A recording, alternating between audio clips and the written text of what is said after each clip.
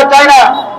আমরা আজকের এই সমাবেশ থেকে এই দাবি জানাবো যে সংস্কার কমিশন যে সুপারিশ করেছে তারই ক্রমশঃ পূর্ণ বাস্তবায়ন চাই এবং এই লক্ষ্যে আমরা সংগঠিত হব।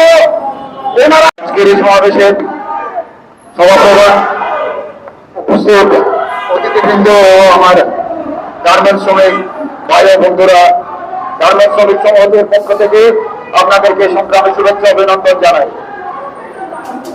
সংস্কার কমিশনের সুপারিশ বাস্তবায়ন, 6 মাস সচেতন মাতৃত্বকালীন ছুটি, কারখানায় যৌন নিপীড়ন মুক্ত নিরাপদ কর্ম পরিবেশের দাবিতে আজকে এই সমাবেশে আমরা উপস্থিত হয়েছি।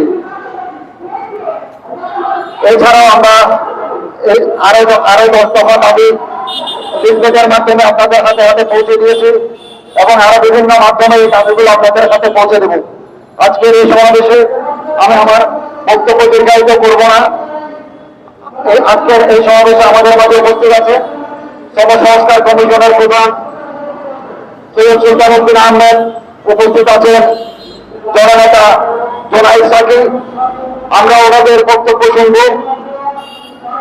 দীর্ঘদিন সংস্কার কমিশন আপনাদের মতামতের ভিত্তিতে আপনাদের যে দাবি, আপনাদের যে অধিকারের প্রশ্ন, সেগুলো লিপিবদ্ধ করে সরকারের কাছে একটি প্রস্তাব দিয়েছেন। কিন্তু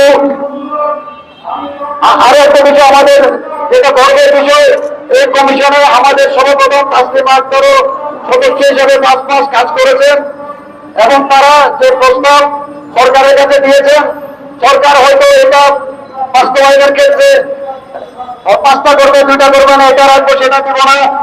আমরা এটা হতে যেতে চাই না।